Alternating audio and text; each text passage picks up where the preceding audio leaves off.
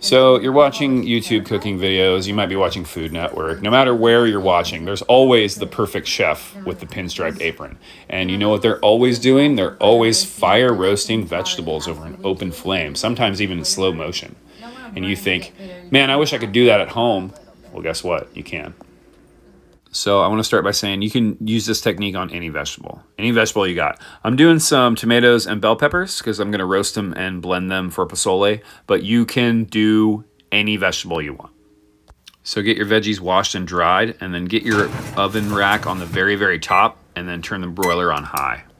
So while your broiler is heating up, just take all your veggies and throw them in a big bowl. A little bit of oil, big old pinch of salt. You can use whatever seasonings or whatever high temp oil you want, but basically just a little bit of oil and salt, and then give them a good mix so we got a good coating of oil and salt on all the nooks and all those crannies. Next step is going to be to load those vegetables onto sheet pans. The only thing to really be careful of here is don't overload the sheet pans. Don't pile them all on there. I'm doing my peppers on one and then tomatoes and jalapenos on the other. Also, don't throw that bowl into the sink with the dirty dishes just yet. It's going to come into play later. All right, so the next super critical piece of specialized kitchen equipment that we're going to need, hopefully you have one, it's a chair. We're working with very high heat, so you're not going to want to walk away. So as soon as you feel like that broiler is ripping hot, go ahead and put your veggies in there. Now, they're going to start to get some color after only 2 or 3 minutes, which is why you want to kind of hang out. But what you're going to need to do is pull that sheet pan out and turn those veggies so that the fresh flesh is facing up towards that heat. Since you're using the broiler, all the heat's coming down from the top. So as you go, it'll probably take 3 or 4 times of pulling vegetables in and out of the oven. But as you go, you'll start turning them and turning them to get char on all the sides.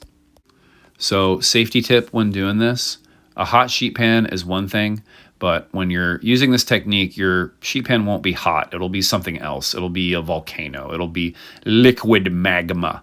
So make sure you're using either a pot holder, or if you're using a towel, make sure it's a dry towel. Never use a wet or damp towel to be grabbing a sheet pan, especially when it's as crazy hot as this sheet pan is going to be. So just please keep that in mind, as this can be very dangerous if you're not paying attention.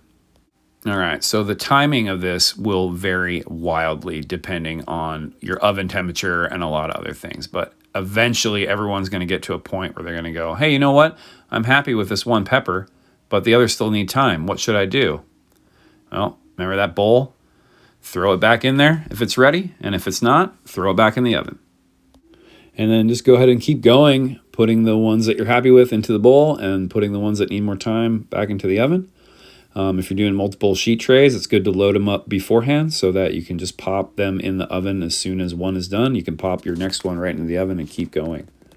The next little tip is save that juice. Not all vegetables will leach out liquid while this happens, but some will, especially tomatoes. Sometimes mushrooms will. But if you have juice in the bottom of your sheet pan, save it. It's delicious.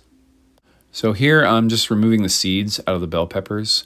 I'm using my roasted vegetables in a pozole. I'm going to blend them up and just kind of use them to fortify the broth.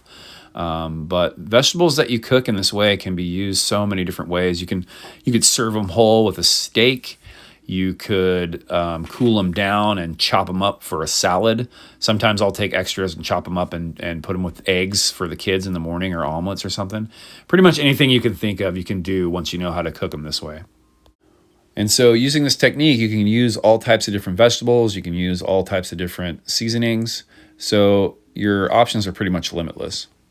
So 2 more things. First is, look at my cool Vitamix. Look how powerful it is.